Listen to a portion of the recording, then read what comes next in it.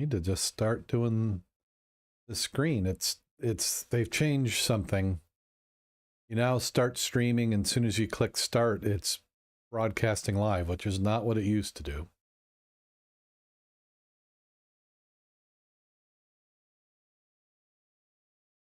I guess that means that we go right into it. Are you ready? Okay.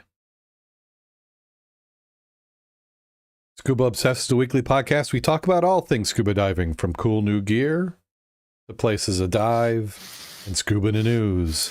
Scuba Obsessed episode 552 is recorded live October 27th, 2022. Welcome back to Scuba Obsessed. I'm Darren Jolson, coming to you from the southwest side of the great state of Michigan, where there's a little frost on the pumpkin this morning. Joining me this week, we have Jim Scholz. How you doing today, Jim? I'm doing very well, Darren. Thank you. Yeah, it's the little frost. I'm not sure I'm quite ready for it, but I mean, it is the end of October. I guess we're... Yeah, Sorry. I was going to say, I guess it's good that we haven't had any snow yet. Not yet. We haven't. There's been snow around us. I noticed I had frost on my windshield this morning too. Yeah. So. Yeah, but not quite the snow. One of the guys I work with, he said he had some about a week ago, and he's over in Cass area. But the benefit of being near the lake, we tend to miss some of that.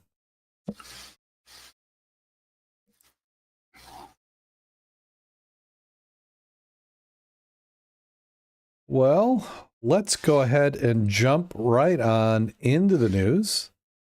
First article that we have up for this week is something out of California Diver.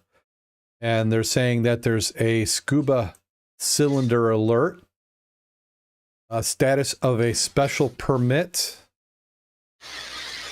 9791.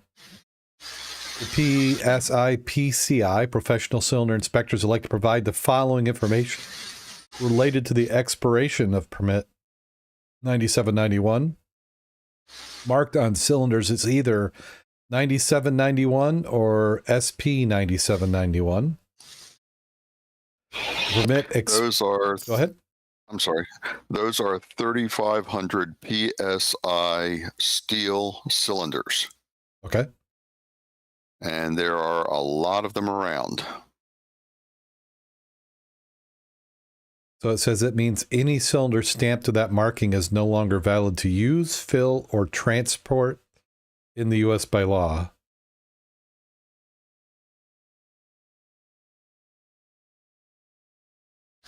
Yeah, the special permits, when they're issued, have an expiration date.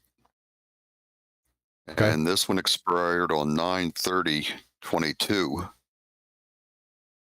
And the manufacturer, or whoever requested the original special permit, apparently did not apply for a renewal.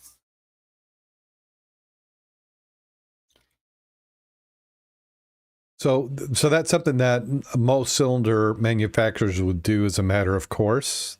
If they thought that the tanks were still valid, they would ask for an extension or a renewal. But it looks like in this case, they didn't actually ask for it. Apparently not. So don't know what's up with that. But the article goes on to talk about, since this is such a common cylinder manufactured by multiple companies, the DOT is going to find out if they can just do a renewal on their own without having a sponsor for the renewal application. So, I mean, because the DOT, which is the U.S. Department of Transportation, this is for transportation, which is why they're requiring it. And then the PCI follows that. Now, if you're a dive shop and they're not being transported, are they going to honor this just because it couldn't be transported? So they to make it simpler, they follow that same paperwork, or? Well, the way the law is interpreted, this is like it falls under the same situation where if you're outside of your hydro, Mm-hmm. a dive shop's not permitted to fill the tank, or if you're beyond your, if it's a scuba tank used for scuba and you're beyond your visual inspection, we're not permitted to fill it. Okay. It's interpretation of the law. Um, as I understand it, if you're using scuba tanks for, say, a high pressure air rifle, Mm-hmm. you don't have to have a visual inspection on it every year because it's not being used for underwater use. But if Okay. you're a scuba diver where the tank is submerged and there is the possibility that it could get liquids inside it, then it has to be visually inspected each year because you're using it for breathing air. Okay. And you don't want that contamination or that oxidation, which could occur even in a steel or aluminum tank, to flake off or break loose and get into your breathing system where it could cause a blockage, which would give you an out of air situation with no warning. Okay. On these cylinders, they're saying until that's been approved, these cylinders should be marked rejected. So was that just something like it'd be marked with a Sharpie or something, or a label, or? Yes. Yes. And then in the event that that they extend it, would that just be covered up? Yes, it should not be a permanent marking because hopefully this is not a permanent situation. Mm-hmm. Generally, if a cylinder fails a visual inspection or it fails a hydro inspection, the inspector is required to stamp out the serial number or stamp out, I'm sorry, not the serial number. You leave the serial number visible. You stamp out the DOT standard, Okay. the 3AA 2500 or the 3AL 3000. So you X that out, which is an indication that the tank has failed an inspection of one sort or another. Now, because this one hasn't failed an inspection, it's strictly a paperwork issue. It becomes a do not fill. Okay. So, if they come into my shop, they're going to get tagged and they're not going to get filled. Okay.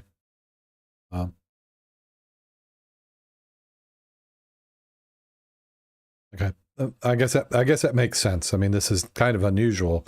Do you remember this happening before, where they had a tank that was temporarily not allowed to be filled or approved, and then later they changed it? I believe so. There were a few in the past where the special permits were, the paperwork didn't get turned in time. Okay. Permit expired, but it wasn't anywhere near as widespread as this. I mean, this is a lot of cylinders out there. Basically anybody who's got a 3,500 PSI cylinder is going to have,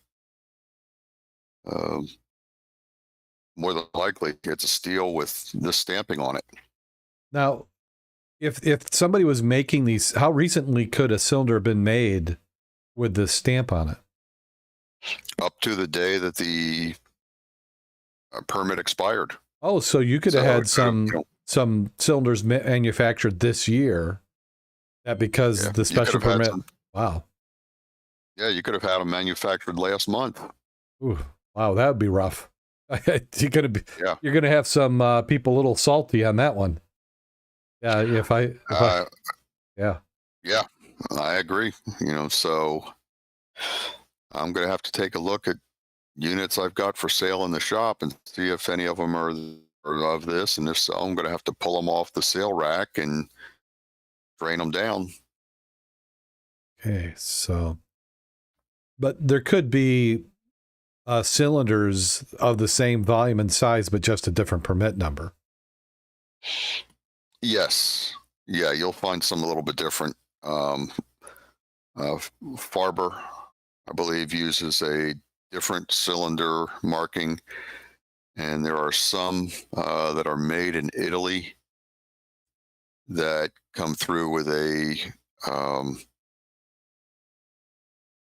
different marking. But 9791 is a very common uh, special permit cylinder. And the cylinder, is that partially the engineering? So somebody engineered the cylinder and said it would be manufactured a particular way in a certain spec, Yes. and then that's what the Yes. permit is pertaining to? And that's what the permit pertains to. If you get the permit to build it of a material that's different than what the standard 3AL or 3AA material is. Okay. It kind of goes back to the aluminum alloy tanks of 15, 20, 30 years ago, that they found a different alloy they made all the aluminum tanks of, and then realized 10 years down the road that those tanks had neck cracking problems. They were a special permit to begin with. And then after many years, the DOT said, well, we'll just roll these we'll revise the standard so that these fall under the 3AA or 3AL standard. And then they realized they had this neck cracking issue. So you go back to Luxfer and Kitty were the two that used the alloy. That's why everybody warns you about buying old tanks before like 1990 that are aluminum tanks. You can't tell, other than knowing which manufacturer made them, whether they're made of the alloy or the standard aluminum that does not have that neck cracking characteristic. Yeah. Yep. Okay, well, that's something to be aware of, and we'll keep an eye out, and we'll try and do an update if we find some information that's different. Check your tanks. It's going to be at the top. It's going to be, E or SP 9791, then generally 3500, which is the tank pressure, followed by serial numbers and manufacturer and whatever else they do it. But it's going to be that DOT, right after the DOT stamp, which is Department of Transportation. Then the SP stood for special permit, or E for an exemption.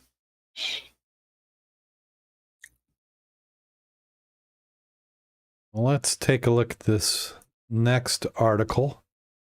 A cleanup at June Lake reveals disgusting secret. You never know what you're going to find on the bottom. It said sediment coming up from professional lake diving group called Clean Up the Lake this fall after competing a 72-mile scuba cleanup of Lake Tahoe in 2021-22. Just completed a big dive in the June Lake, and in doing so found enough trash to state June Lake was the worst they had ever cleaned up. It was the hottest hotspot our dive team have seen yet, said CUTL founder and executive director Colin West. The amount of trash taken out of the lake was more than anyone expected. Comparatively speaking to other lakes in the Sierra, over 5 times the amount of litter was discovered beneath the surface of June Lake. The litter occurred over 6,522 pieces that weighed 3,404 pounds. Shockingly, majority of the trash included 3,071 bait jars and over 1,100 aluminum beer and soda cans. The saddest part was that thousands of pieces of litter had been left behind under the surface, marked as hotspots as dive teams prepared to return for removal with more time in the near future. So in the case of the hotspots, it means that they just did not have the ability to take it all up. So they've said, yep, here's a spot we got to come back for. Kind of like a bottle dump. Yeah. Yeah. Something like a little cache, come back later and pick them up. But The pilot research from the 2021 indicated the need for the cleanup in June, prompting the dive.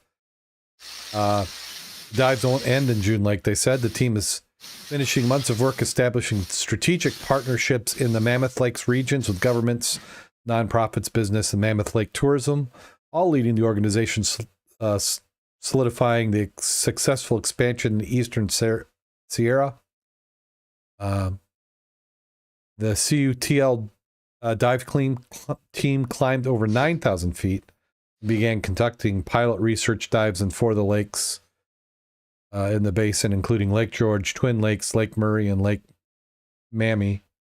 The pilot research in Lake George showed signs of typical submerged litter while also being flagged for unusual concentrated amounts of fishing line, hooks, bobbers, lures, and more, leading to wildlife entanglement. Multiple live trout were freed from the fishing line during the pilot dives. Each of those lakes showed its unique signs of environmental issues, all warranted remediation and future protection.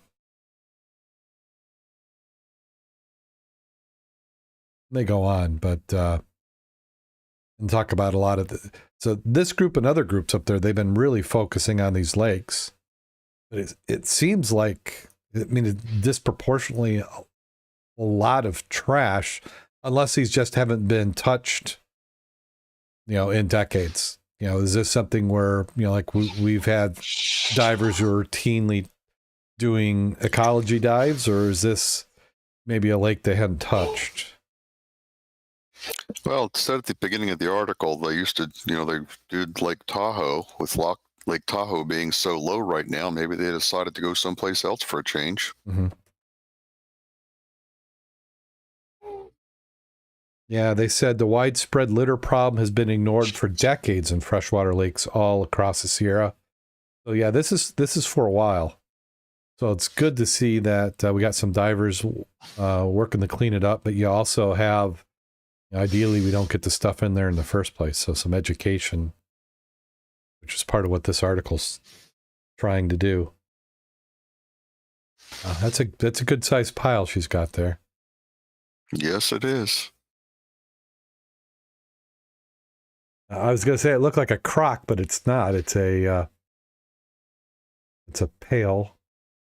Well, I was thinking it was toilet seats in the back, but I guess they're tires. Yeah, there's some tires. Lawn chairs. Yeah, do we see a golf ball? Was it official dive, though? Not a bucket. So it seemed to be the common theme was fishing related. So fishing activities. Oh, there's a couple anchors there in the lower right. Well, that's treasure. That's not trash. Right. Yeah, you recycle what you can. Good anchor's always a good anchor. There you go. I've got an anchor garden out front.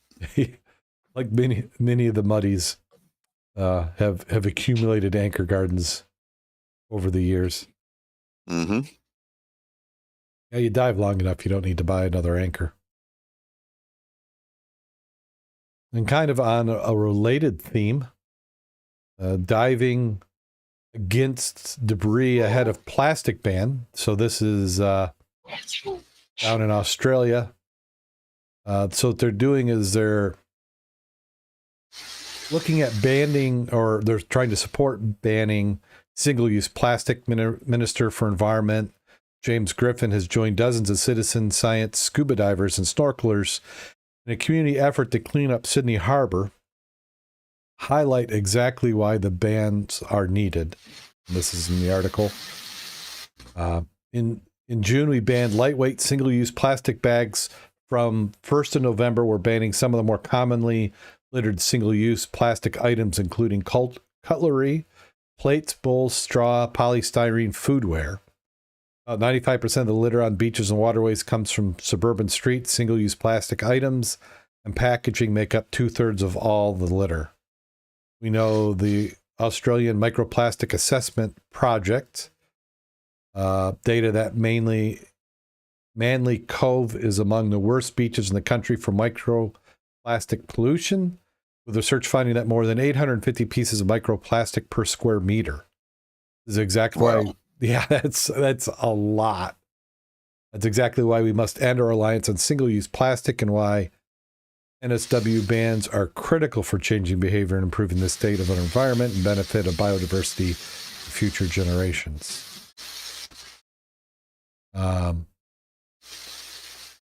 So here in just a few days, the ban goes into place.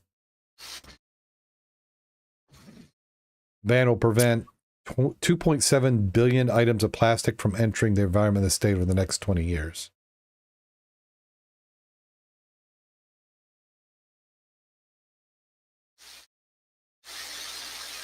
I'm trying to see if there's anything more on it. So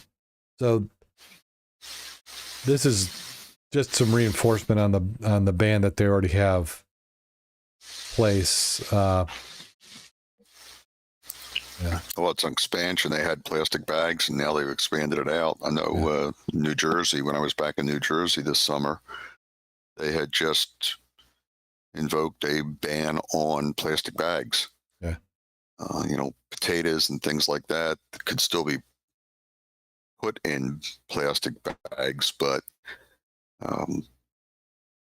when you went through the checkout line, you either had to use paper or a recycling cloth bag. They would not put your stuff in plastic bags any longer. Okay, so at the checkout. So when you said it could be in plastic bags, it could be like when you're at the produce counter and you have the clear plastic. They were still letting you put your produce in that, but then for taking out to the car, it had to go. Probably, I've seen a lot of this, and is the reusable bag. So it's more of a. I don't know what they're made out of. This seems like they're in some sort of fibered product, but more of a woven bag. Right. It's just they consider those plastic take-home bags a single-use plastic container. Yeah. And the same thing, I guess they were in Australia. They've also banned plastic forks, knives, and spoons, utensils, and plates, and things like that. So, yeah,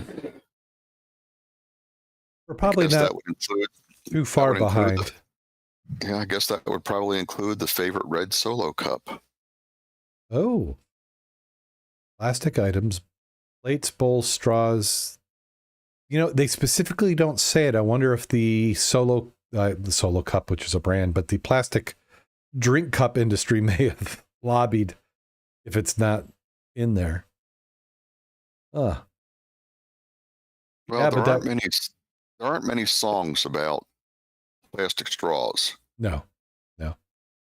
Everybody knows the red Solo cup. Yeah, I can remember as a kid, you go to the bowling alley and you get the soda in a bottle, and next to the machine they always had paper straws, and those are some of the worst things ever. Oh, yeah. I think you could get about a third of the way through, and then the straw disintegrated.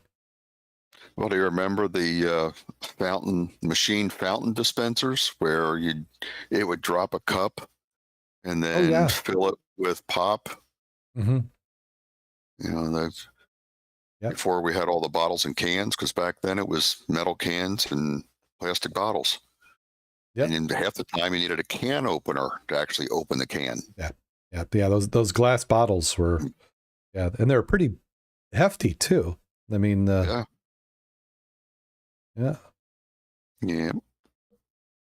Oh, yeah. Things have got to change a little bit. I'm hoping that.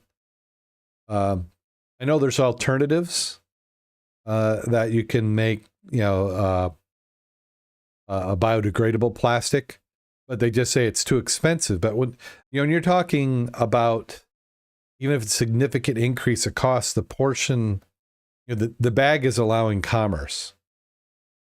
So, they're going for, I mean, your decimals of a penny, each of these bags. So even if you doubled that, it's still not significant in the relation to the total purchase cost. So it seems like this may be the driver for some other materials. I've seen a lot of industries are looking at different types of packaging. I've seen waxed paper is starting to come back in some durable goods, shirts and clothing. So I was just seeing Riccardi is removing the. I'm trying to remember what the term was, but it's the pouring. If you go at a bar and you see them pouring, and they got those spouts. Yeah. Those are all going to go to metal only. So they're removing plastic from their containers. So it seems to be just a matter of time, and more out of even if it's not legislated, you're going to see public pressure, and businesses are going to find other ways to do it. So, well, it's probably politically correct to make those changes. Mm-hmm.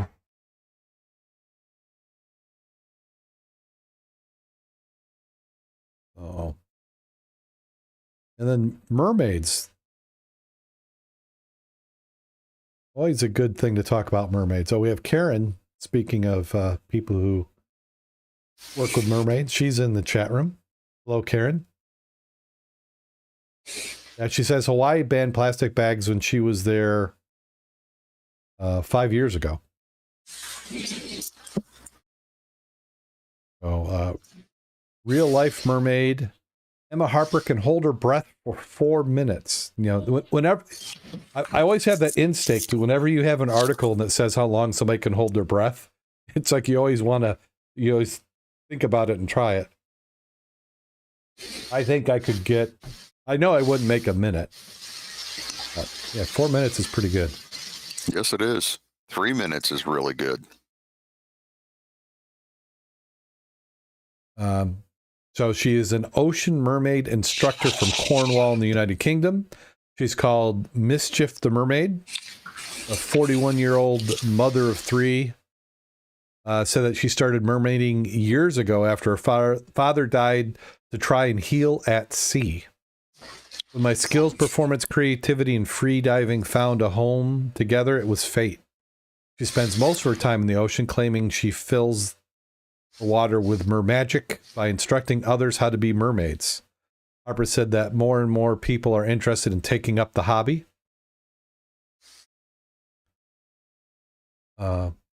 She said the wave of mermaid magic is happening. Mermaids are assembling. These sessions help the ocean confidence and learning about the sea and how healing it is. She said she has to stay physically fit in order to do her job successfully, even in cold water temperatures throughout the year. I need to be in the sea most days to acclimate to the UK water temperatures. I can't have hot baths anymore. Yeah, because I'm thinking the UK is not what I would consider, prime swimming temperatures, at least most of the year.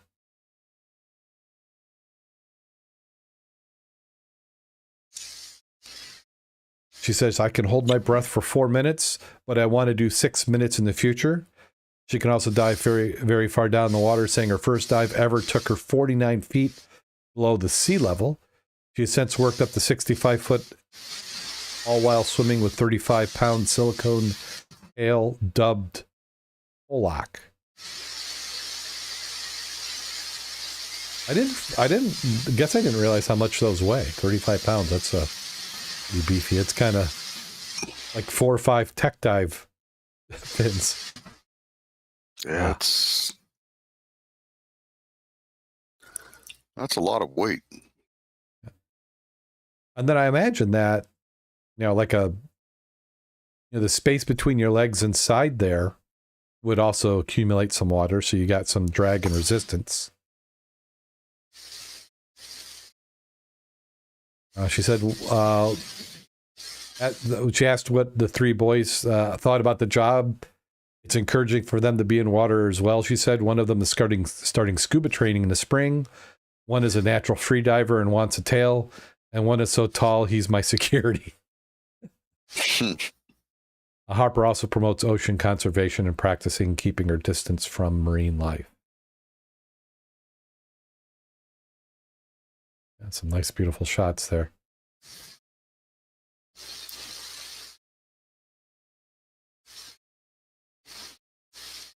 Speaking of that, do we know when the mermaids are going to be back in the area? Is that an annual thing now in South Haven? I believe it's going to be an annual thing. I know they had their event this summer, and then they Mhm. went down to an event in Norfolk area. I believe they'll be back next year. I haven't heard any dates yet, but would not be at all surprised if they do continue what they've started.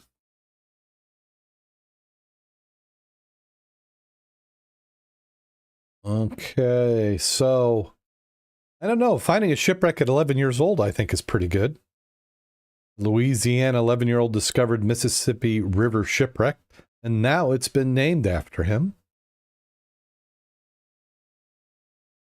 A sixth grader from Mayfair Laboratory School was pretty sure he had found the remains of a shipwreck on Mississippi River Sunday, October 16th, as he made his way home from the site about 5 miles from where Brook Hill Ferry, sunk in 1915, had been exposed in downtown Baton Rouge. Aaron's mind was racing.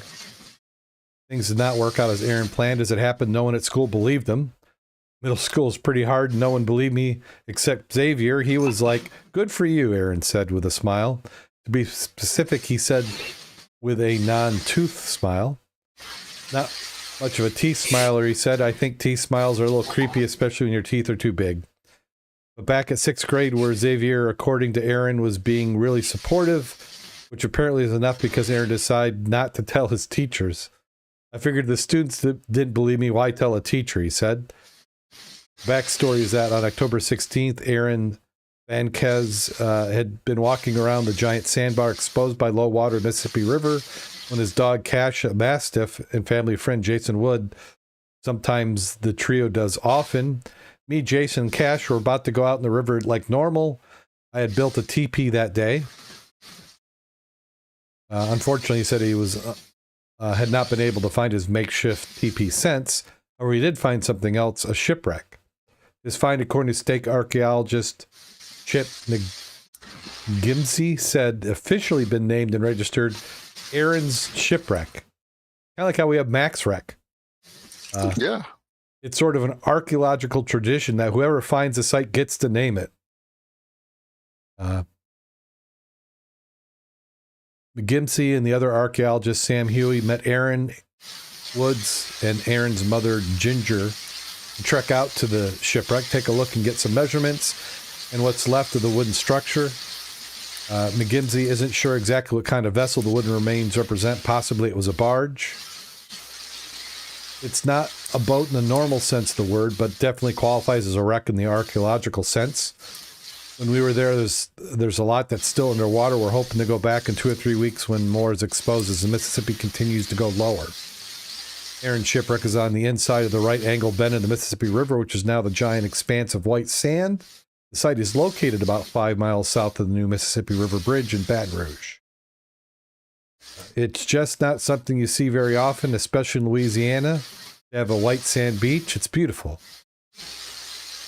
Gimsey estimates that the boat was built sometime after 1880 with a series of 12-inch by 12-inch timbers with 10-inch boards at right angles held together with iron bolts and wire nails. It's about 50 feet long and 20 feet wide. For the record, Aaron agrees with McGimsey's assessment. I estimate to be from the late 1800s or early 1900s. Aaron said, who added that he just enjoys being out in the sandbar on the edge of the shriveling Mississippi. It's a nice breeze. If you have a dog, it's a great place to be. Moments before he tromped barefoot through the mud, sinking a good 6 inches with each step out to the wreck. Aaron's mom, Ginger, said the shipwreck is not the first thing her son found at the river's edge. Aaron found all sorts of things, an original Bowie knife, a driver's license, keys. The guy's tugboat had sunk. The crew pulled him out. He found him and gave the driver's license back. He describes her 11-year-old son as an eagle eye. Aaron, who's also a Boy Scout, says the whole experience has been pretty cool, especially meeting the archaeologists. Said he learned a few things about archaeology and considering creating a game called Survival. There's lots of ideas about the specifics of the game he'd like to create. He's happy to share those ideas. He's learning to code and hope of building that game. So interesting. He's got all sorts of stuff. They went a little ways around in this article. But there you go. I mean, that's nice. Good for him. Yeah. And you never know that something like that, archaeologists would love to see it, document it. And like, you get to the assumption where it's all been discovered. It's been seen, especially here in the beaches. We kind of have people who think the other thing. It's like it's buried by the sand, it's exposed, it's buried, and they get tired of, oh, I've been out there. We know what that is. But sometimes it isn't.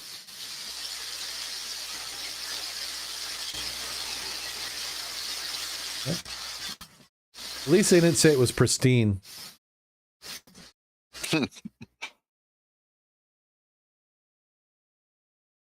Yeah, there it is.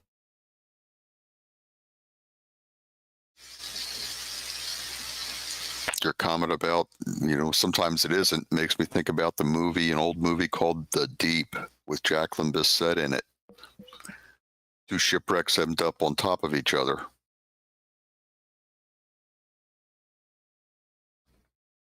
So I don't think I've The Deep.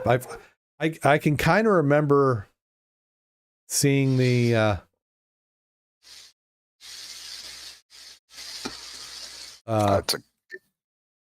it's a great movie. I can like visualize the cover of the VHS, but I don't think I ever rented it. Yeah.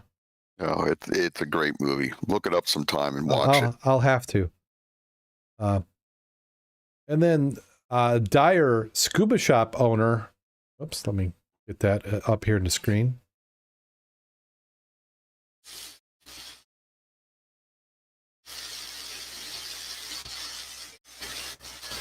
Yeah, Karen says she's hearing a noise sometimes like someone using a blender. My dogs are barking occasionally, but I don't know if that's what's coming through or not.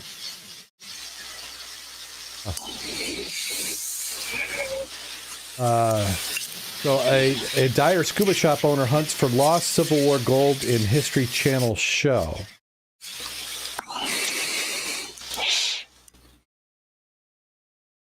So is this that same one that was before?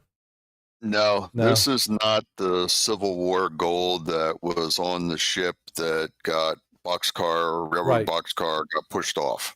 Yeah. This is a different story. Yep. So still Civil War gold. Right. So they're using it as a brand. This is one of the History Channel shows. And there's like the photo we've got up on the screen. You can see Marty from Curse of Oak Island. Marty Lagana. Yeah. And Maddie Blake. Yeah. So, but Goose Shack owner Doug Gossage found the remains of the Roman supply ship Malta, searched for Spanish shipwreck in the Florida Keys, discovered World War II planes that crashed in Lake Michigan.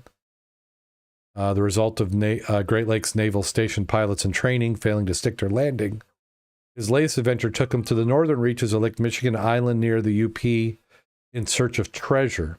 And UP is Upper Peninsula. They just automatically shorten that out of habit.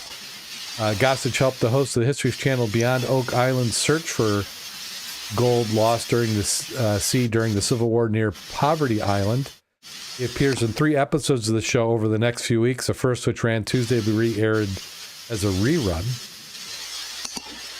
Brothers Rick and Marty Lagina host a show which is named after a famous island in Nova Scotia where people have long sought buried treasure dating back to the 1700s. It's rumored that Captain Kidd's treasure was buried there.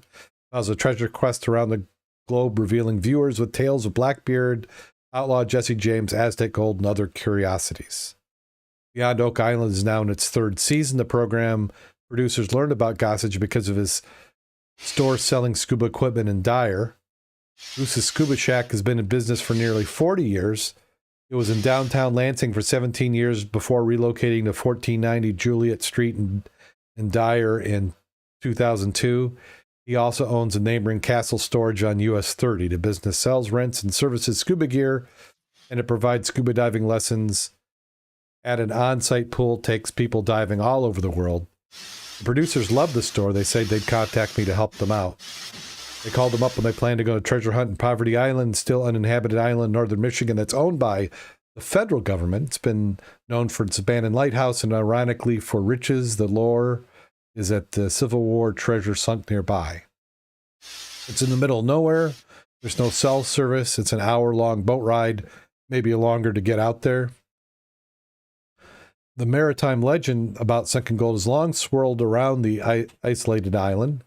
Many believe there is more than 450 million in gold bullion and coins buried there as a result of the failed bid to sneak it from Canada into the United States during the Civil War.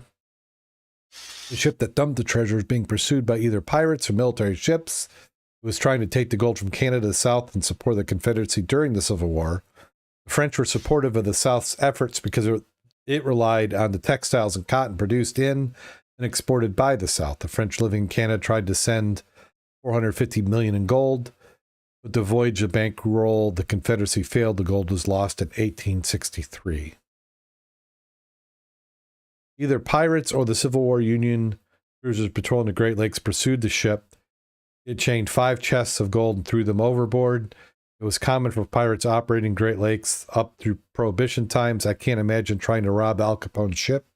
You have to be suicidal, but it was a common thing back at the time. Another ship operating in the area snagged its anchor on a crate or a box that didn't make it all the way to the deck. That breathed more life into the story. Relatively few treasure hunters have sought gold because of how remote and how hard to reach the island is. Commercial diver out of Milwaukee sought to find the treasure back when the lighthouse on the island was still managed by a lightkeeper who lived there with his family, including young teenagers. They watched the divers searching intently, having little else to do on the secluded island. One evening, they heard him hooting and hollering on a ship, which was a wooden sailboat. He was a commercial hard hat diver in search of the chests. They heard a lot of jubilation, but the ship got caught in the storm. The kids retreated from shelter. From what they could see, the ship had sunk and lumber pieces floating on the surface. It made it to the island, but did not go to the lighthouse for help and declined when they asked him if he wanted them to call the Coast Guard. He got off the island somehow. That added more to the story. Gossage knew of it for years and is searching for wrecks all over the world. This is more than a hobby. It's something I perfected a skill. Shipwrecks get broken up. I find small pieces, often covered up by the bottom. On the show, he introduced as a geophysical remote sensing specialist. When you survey for wrecks, it could take months or years of survey work to get the actual wreck. But since there's only one structure on the island, we had an idea where the ship was. It literally took 6 runs with the instrument in the water to find broken up pieces of wreck. We thought we got something, move on the next lane 20 to 30 feet away. We found,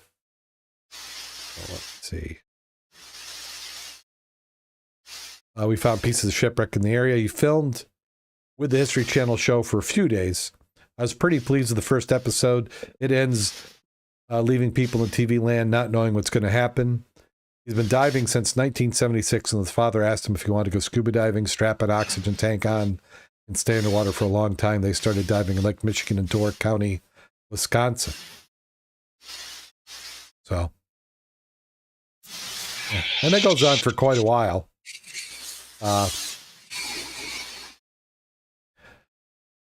Yeah, you watch these shows, and I enjoy them, especially the Curse for Oak Island.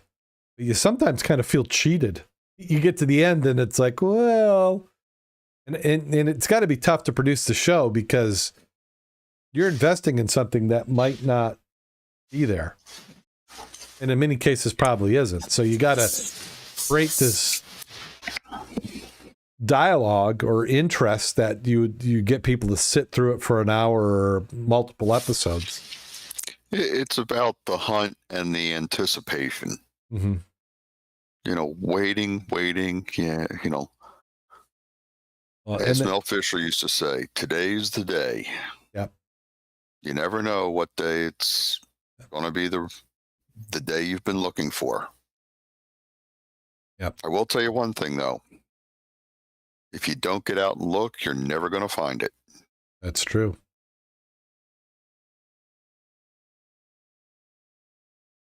A lot of shipwreck hunting is determining where the wreck is not. Yeah. That's why you mow the yard.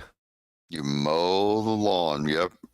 Just run lanes in the lake and know that at least under these conditions, it's not showing up. You assume it's not there. But you may need to come back a year later because if the sand shifted, Yeah. it could be showing something that wasn't seen before. Well, what's interesting on this one is it's 4 chests, and they're saying that the value of the gold is $450 million. Yeah, I think that's in today's money. Right. Right. Which is, what's an ounce going for? Almost $2,000 now. I haven't looked recently. It was a year ago. It was right around 2,000. I haven't seen what it is now. Yeah. So, you add a few zeros to that. You got several thousand. Yeah. And that's probably just the weight of the gold, or the face value, let alone the historical value added to it. Mm-hmm. The question, and I'm sure they're going to talk about this in the show, did this really get sent? A lot of you've got where, because 450 million, that's a lot of money. I mean, yeah, saying it's proportionally worth the equivalent today, $500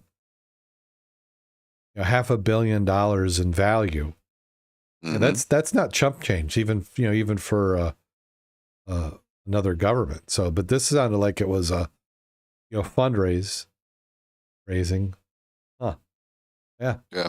So it'll be interesting. I'm guessing, since we haven't heard a bunch on the news, they didn't find it, but not yet. But that doesn't mean tomorrow's not the day. It could be. Could be. Yeah.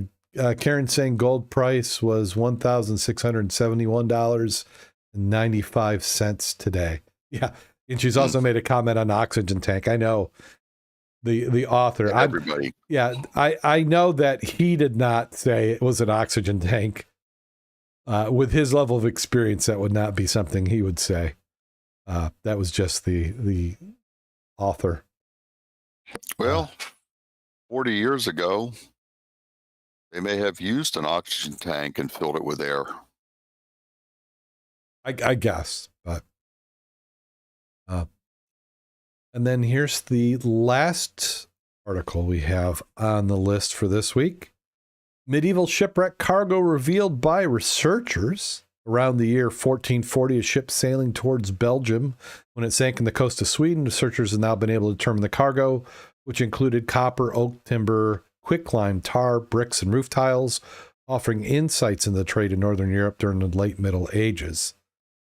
Known as the wreck Scafto, the ship was discovered by a local diver in 2003, who contacted museum to tell the finding. Mysterious green metal slabs literally covered the bottom. Within weeks, archaeologists began bringing up artifacts from the shipwreck located in the village of Stokovec along Sweden's western coast. The Skafto wreck was remarkably well preserved and had a full cargo, and meant archaeologists needed several years to explore the site. Now only 15% of the ship had been fully excavated. And I apologize to anybody from Sweden, because I'm sure that is not even close to the pronunciation of the town or the wreck. Latest study published in the International Journal of Nautical Archaeology comes from the team research out of Sweden, Denmark, and Germany. They use new methods to analyze the cargo, providing answers about the way trade was conducted in the Middle Ages. Look at there's a nice photo. They said the photo shows copper ingots. So would those be ingots then? So would they have mined it and then like melted them down into like plates? That's what it almost looks like. Yeah, either plates or bars. Yep. So they purified it a little bit to make the transport a little easier to where it was being sold.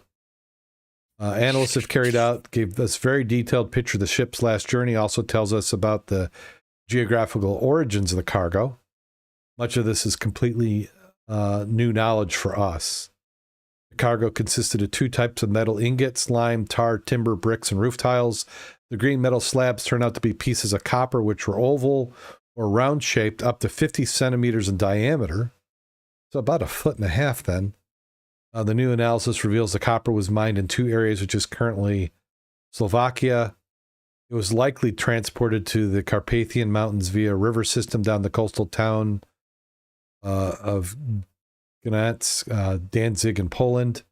The analysis also shows the bricks, timber, and probably also tar originated in Poland, where quicklime is apparently gotten from Gotland.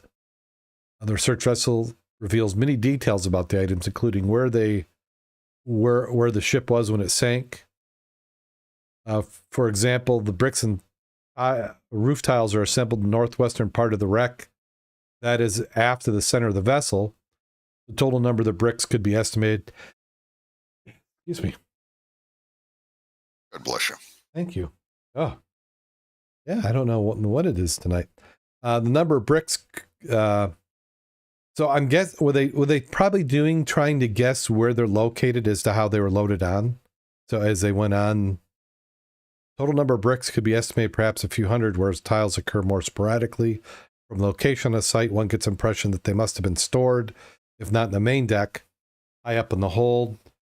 Bricks typically measure 29.5 by 14 by 7.5 centimeters, and recovered specimens weighing approximately 5 kilograms each. Some of them are broken, possibly cut in halves. Roof tiles are of the monk and nun type. None of the tiles observed in the wreck are preserved for their entire length. The best preserved retrieved specimen is 31.5 centimeters long. It is slightly tapered towards one end, with widths varying between 11 and 13 centimeters. Bricks and tiles are all made of red burning clays. All the cargo suggests the ship is coming from Gdansk, which was the major port in the Hanseatic League. Furthermore, the researchers suggest it was heading to port in Western Europe. We believe the ship's final destination was Brussels or Bruegels in Belgium.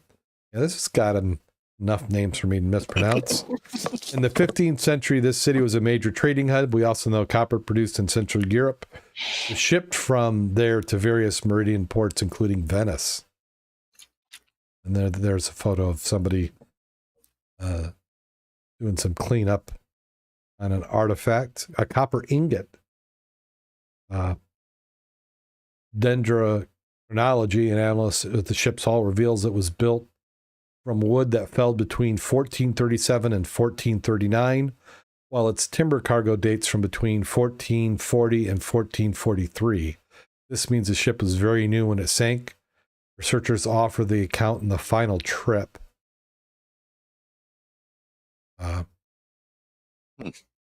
they said the ship was coming from the Baltic Sea. The ship was likely to have headed through, was it Oresund, where the dues had to have been paid at the Danish Sound Toll in Elsinore, established in 1429. Unfortunately for our case, there's no surviving custom records until the end of that century. From there, the ship continued northwards, probably hugging now Sweden west coast closely.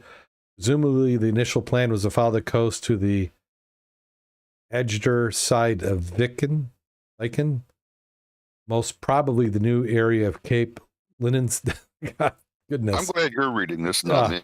Yeah. On the southwestern tip of Norway, where many centuries served as a crossroad for overseas traffic. Here, the course would have been set in southwards, either in England or Western European mainland via the Frisian Islands. However, for unknown reasons, the journey instead ended abruptly off the island. Skaftu.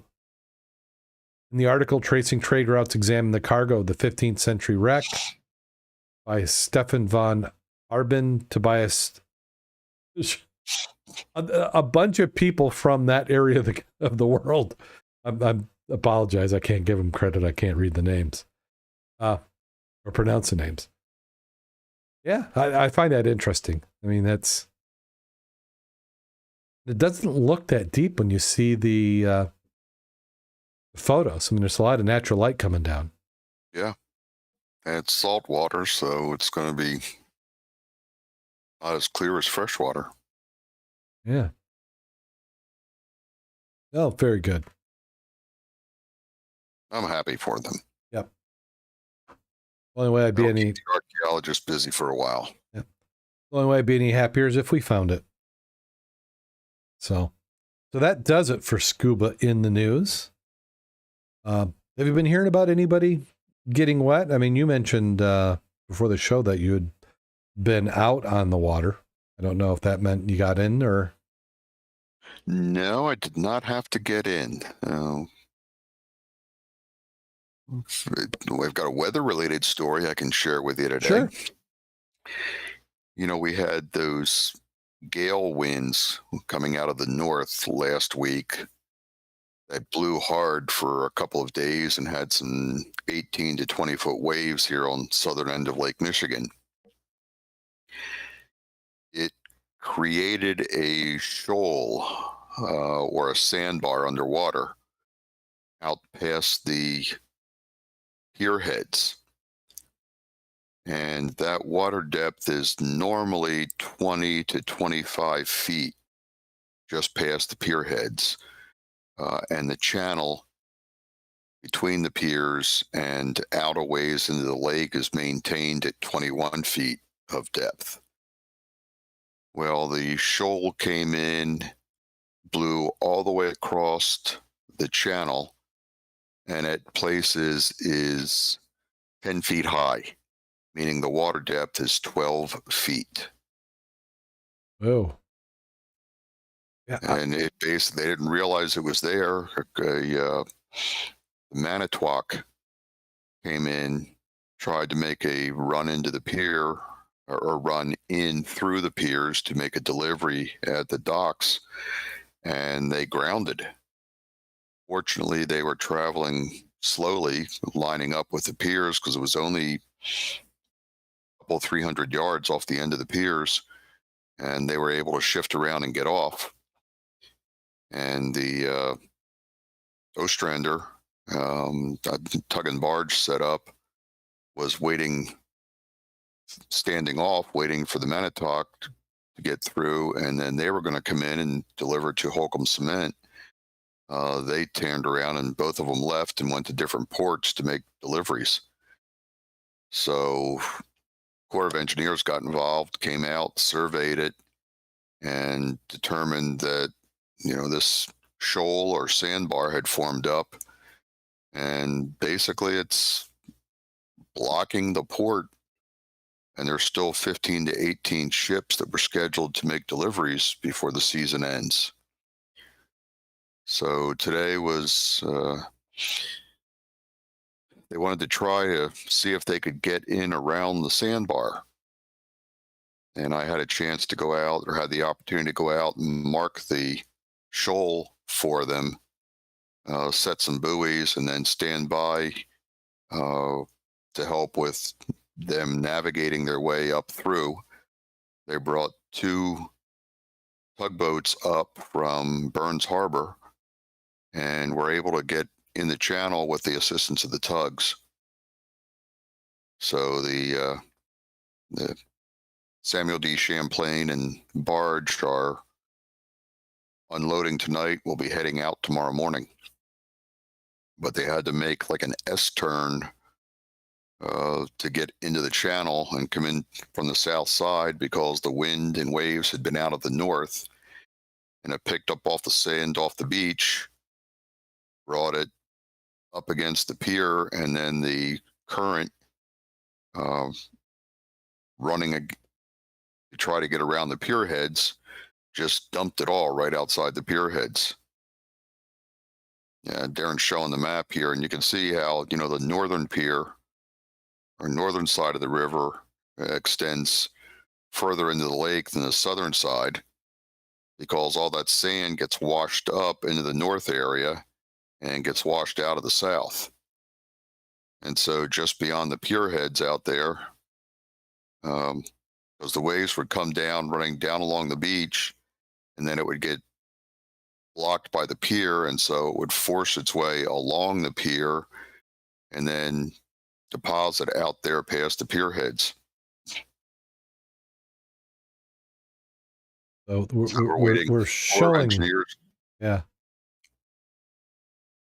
Yeah, the Corps of Engineers came out again today and resurveyed it. and showed that even with the storm we had come through over the weekend, it still pushed some more sand out further south than what it had originally been marked at.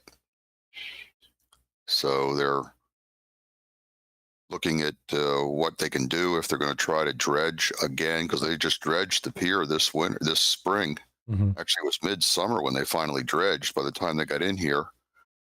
And now 3 months later, it's shoaled up again because of these gale that we had last week. And now the locals are trying to decide, or the feds are trying to decide if they want to, one, is there anyone available who can come out and do the dredging again? And two, do they spend the money now or wait and just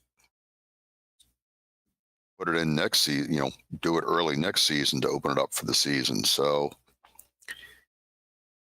it's a wait and see situation right now, but we were able to get one ship and barge, or tug and barge combo uh, in today. Hmm. Hard to believe, though, that just 10 feet of sand got dumped in a large area out there.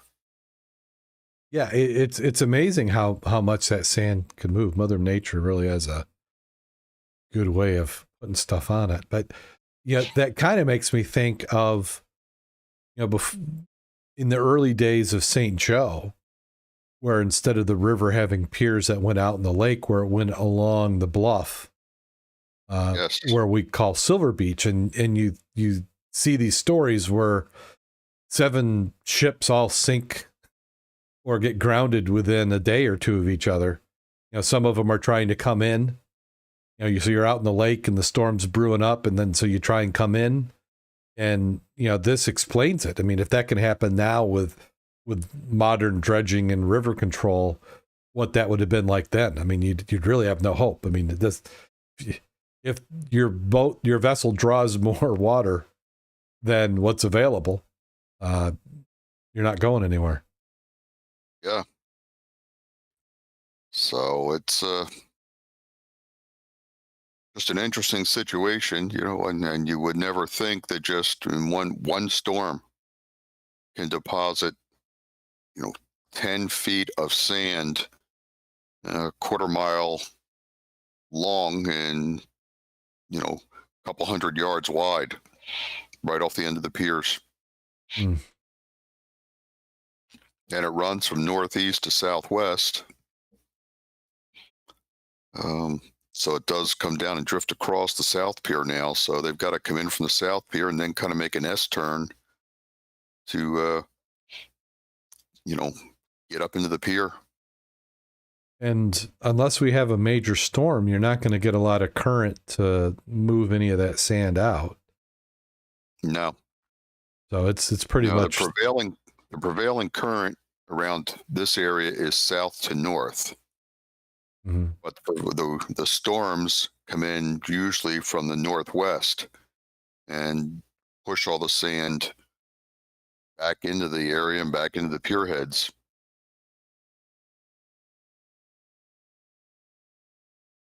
If you go back to pictures of when Silver Beach had the ballroom and everything there, the two beaches were basically the same distance out into the lake between the North Shore and the South Shore. Now the South Shore beach is constantly being eroded away.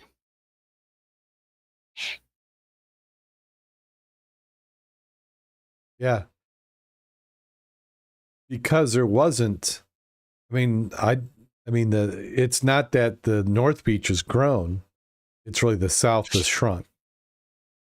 Yes. And part of that is because of the pier. The water moves along the pier.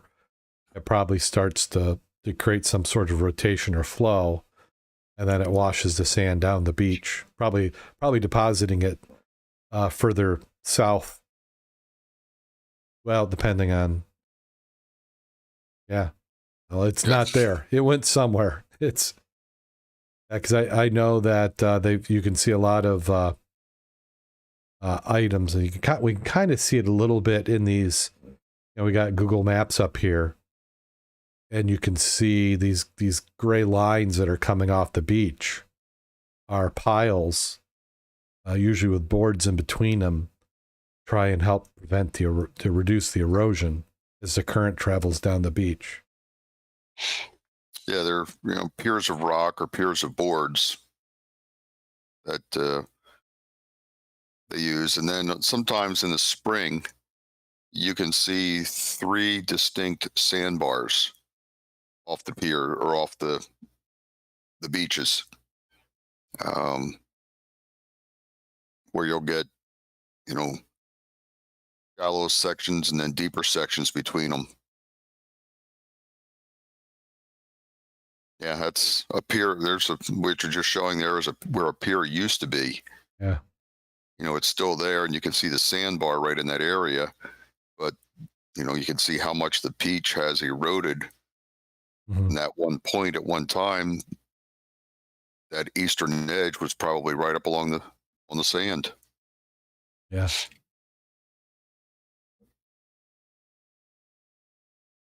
And I can remember being on this beach in the last 10 years, and there wasn't this hard barrier here. I mean, you could kind of see these barriers just peeking out of the top of the sand. So the erosion of the high water levels the last few years. I mean, here we are looking at Lions Park.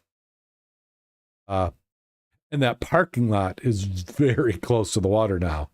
It wasn't that nearly that close.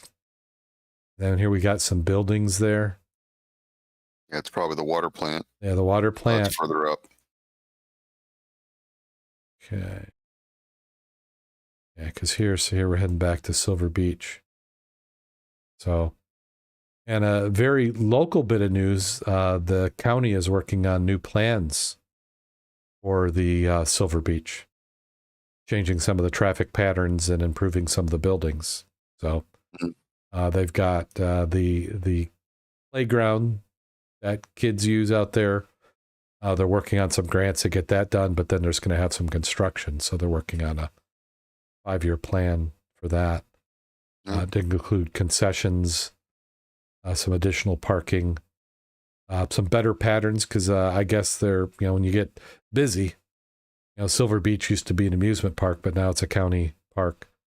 And what we're focusing in now, there's really, you've got, because you can buy a pass to it, or you can pay day rate, but you've got like a ticket shack. And it's kind of constrained there. So they're trying to make that, they're talking about making that into possibly 2 to 3 lanes to be able to, during peak times, get people into the park quicker. So, yep. Water related, but not so much scuba related. I did notice that the water in the river was surprisingly clear up by the launch. Okay. And the water level of the river was way down. I'm talking 2 feet lower than it was in the spring. Well, we haven't had a lot of precipitation. Why don't you just say rain? Rain. Yeah, rain. The easier way to say it in a while. So I think we may be a little dry for fall.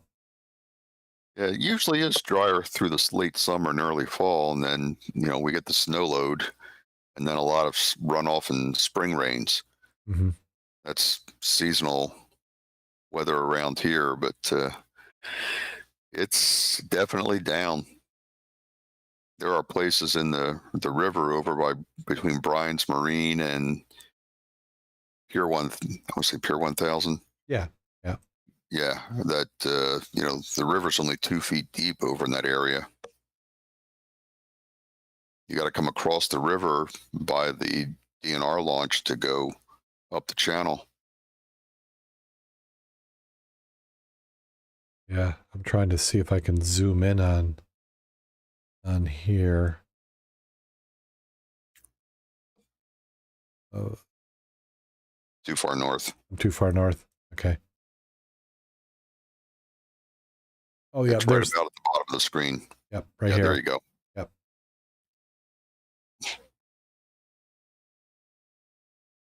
Because that west channel is always a little less flow.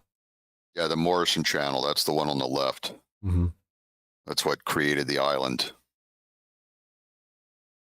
I like looking back at the old maps where you can see how, there's a lot of area that was dredged. Oh yeah. Well, I was waiting for that Mississippi River um, story you read earlier. The on what was the program? Beyond Oak Island. Uh-huh. There was a story of Mississippi riverboats being found in the middle of what are now cornfields, where the river would snake around, making those S turns that it traditionally does as it gets an older river, and it just keeps eating away at the bank. So the river keeps making these turns wider and wider and wider, and it leaves deposits areas that used to be waterfront that are now half a mile inland. Mm-hmm. Well, And they're finding some old riverboats there. yeah. Well, when I was real young, I lived up in near Saugatuck, there in Finnville, and I fished up and down the river all the time. As soon as I got home from school, I grabbed the fishing pole and went out there. And some of the boat launches, it's like you had the parking lot, the ramp was right there. I went back probably about 7-8 years ago to those, and the channel had changed so far that it was a half mile out to open water. I mean, it was just all had silted in and filled up. You couldn't walk out on the stuff, but it definitely wasn't something you'd want to try and move through with a boat. Yeah, it's amazing how a river will meander. Meander, yeah. Yep. And if you don't block up the curves and things like that, or reinforce the shoreline, it just keeps chewing away in the curves. You look at the oxbow down here, Mm-hmm. And those that big oxbow, and then the one on the right, originally the river went straight through there. Mm-hmm. And then for some reason developed a short curve, and that curve just keeps eating away at the outer edge and depositing on the inner edge. Yep. Well, and they like to, they like to change their path for a while. As the resistance builds up and it slows out, and then sometimes you get like here we're seeing one. There's been times where these have cut across, especially in flooding. We've had some of those, a lot of current coming down. It's cutting through that, and it might abandon that whole path once it cuts through. Yeah, once you get the flood, it washes through or washes out. It can change the whole flow of the river. Yeah, and you can kind of see that it's in not too distant times. It's had different paths. You come in from the east side of the river for now, but it wasn't too long ago, and that was some of that land was on the west side. Yeah. Yep. This is we've got dams up and down the St. Joe, so this is all below the Bering Springs Dam.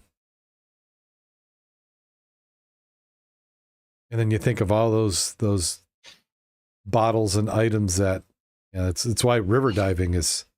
We find stuff in Niles, but that channel that we're in has been fairly the same channel for 100+ years. But yeah, because there's a large bluff on one side of it. Yep. So it doesn't have a whole place to go, and it's pretty much running a straight shot down there. like Google, I mean, just look at what you get now. I mean, love them or hate them, just the satellite views and the resolution, how close we can get. And what is it showing? We're down to where an inch on my screen is 200 feet. I mean, it's just amazing what we're able to do. That's why in the spring, you're seeing a lot of people over the winter. We're going and finding shipwrecks and targets on Google Maps and then going on. I'm like, here's something now. The thing, sometimes it's tough to tell. Oh, here, gosh, we're really getting in. We're now at 50 foot for an inch. You know, what is that there? That's probably some that. And now you see Looks it. like a tree. Looks like a tree. Wow. We're at 20 feet to an inch.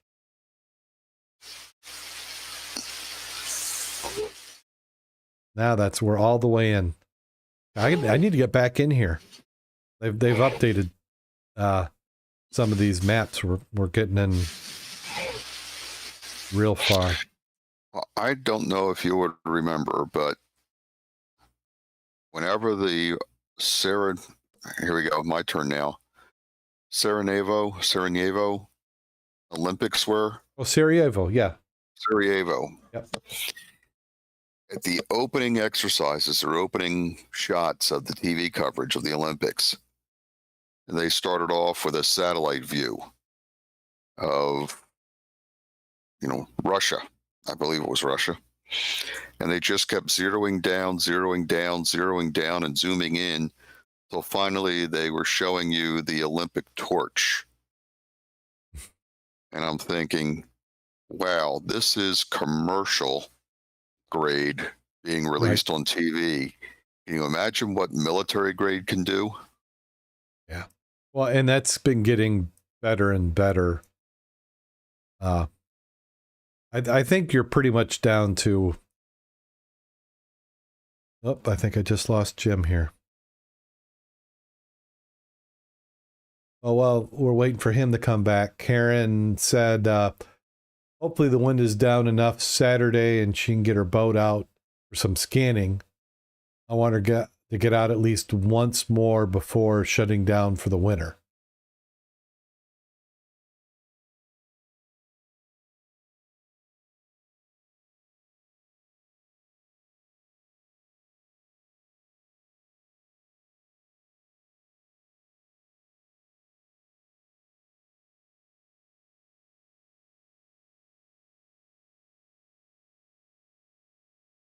Yeah, let's do that. While we're, pull up some of this maps. So while we're waiting for Jim to come back online, we were talking about Niles. So, what we've got up on the screen here, we're going to talk about the Marmot boat ramp. So if you're ever in the area, this is where we're diving. Right next to the City of Niles waste treatment plant. So you keep an eye what the weather's been like and how much outflow it is. But, I personally like to stay above the waste treatment plant. I don't know, it's just me. But here as we zoom in, I think there's Jim coming back. Sorry. Yep, not a problem. I was just, while you were gone, I thought we'd take a little tour down here of Niles. So we're talking about the Marmot ramp. No, and there's the waste treatment plant. And then we talked about the bluff. So when we're diving, a lot of this river channel here in Niles hasn't changed. I mean, these bridges that they've just redone, those are over 100 years old. Here we are coming over by the, I would say what hospital chain it is, but they just renamed themselves. So, yeah. Carewell, is that what it is? I don't know. It was a merge of Lakeland and Borges, right? Well, Lakeland and Borges had merged, or acquired, Borges had acquired Lakeland. Yeah. There was, it was Spectrum Health. Yeah. Spectrum. And now just in the last, I think, week or so, they announced their compare well. So I don't know if it's a renaming or, you know, a finalization of some of it, but No, there was another merger with a company back east. yep. I So began with a B, but I can't think of it. it wasn't Borges, was it? Aaron might know. Yeah, she's in there. She's probably screaming at us. But yeah, another island down there in Niles. But yep. So, boy, it's just unbelievable what we can see now. And as you said earlier, a lot of people are using Google Maps, especially ones that are, released in the springtime when the water's clear, and finding shadows that are, you know, shipwrecks. Yeah. I was going to say unknown shipwrecks, but many times they're, known to come and go, or other times they just haven't been seen and Well, were forgotten. what I like to do is, go take a look at my house, and I can tell what year it is by what areas are mowed and where vehicles are parked. So let me see. I'm not putting it up on the screen, but I'm going to take a quick peek here where my house is and see how recent this is on Google. And they don't update all the maps at the same time. I have seen where miles apart can be years apart. And It all depends on how the satellite passes and what kind of quality they get and where they need to download. yeah. So what I am seeing, and they've updated this very recently because it's now showing here. Actually, I think I am going to show this because this is just a little bizarre. But here's my front yard. And the truck is backed up to the barn. I mean, that's, there's maybe 10 hours a year I'm backed up to the barn. So the odds of them catching me backed up to the barn is a little unusual. Let's see, and then I can see my daughter's car. So that would tell me, I'm trying to figure out what time of year it is, though. Either spring or fall.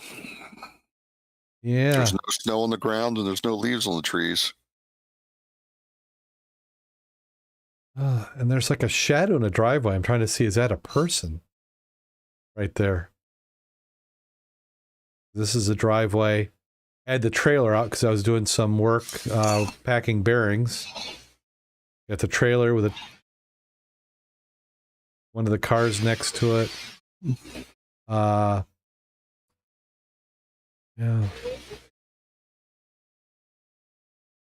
Yeah, so horse trailer. See if we can find any horses in the pasture. That could be what's going on. That could be a horse walking there too. Let's see. Oh, they're the horses. A little bit of a long exposure. I don't think they're quite that shape, but and they stitch it together.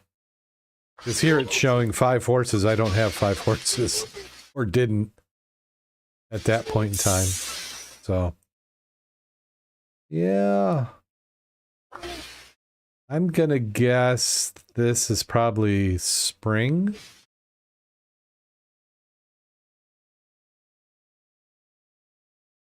Yeah, I think it's spring. I'm trying to figure out why the truck was there. But it has nothing to do with scuba diving. So, squirrel We moment. digress. Yeah. Yeah. So, yeah, Karen says hers is recent. It shows the solar panels on the barn.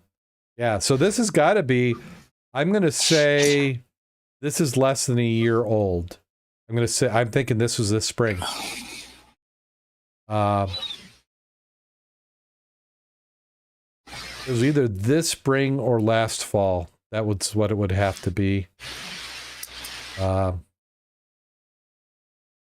see, when was my daughter's car there? Because I'd have to think about. Oh, we lost Jim again.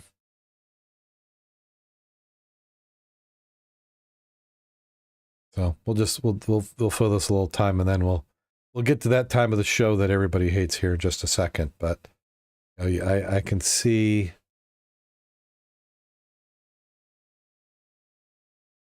Maybe I can tell in the backyard.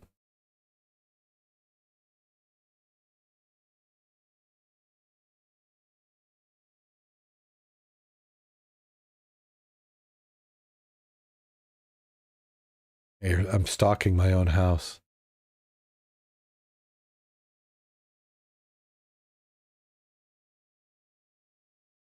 And here I'm going back of the property.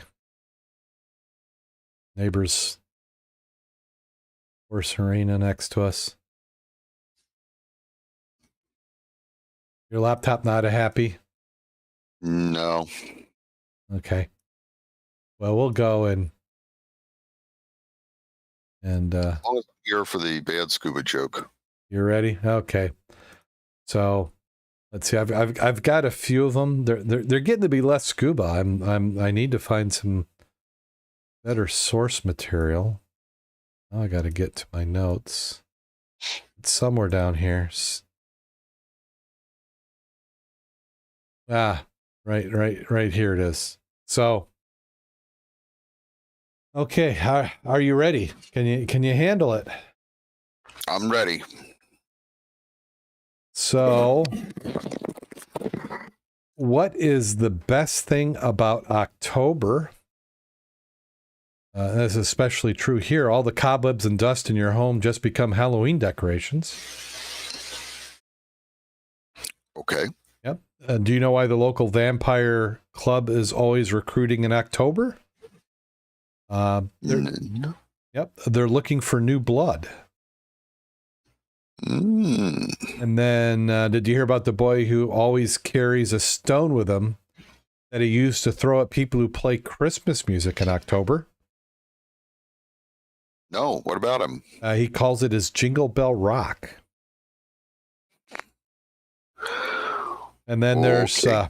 and then here to top it all off, a little girl runs up to her father shouting, "Daddy, Daddy, can you guess how old I'll be in October?" The father laughs. "Oh, I don't know, princess. Why didn't you tell me?" She gives him a huge smile and holds up 4 fingers. It's now 3 hours later, and the police are annoyed. She still won't say where she got them. Oh.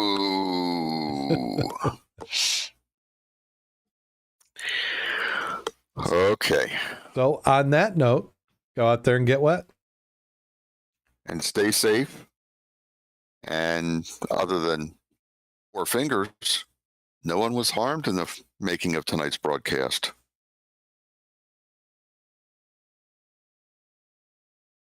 Okay, and we'll wait till that makes it to the stream.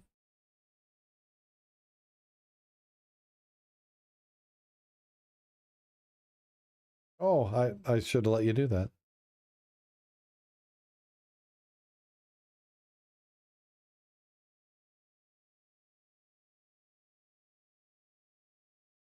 Oh, we had quite a delay tonight.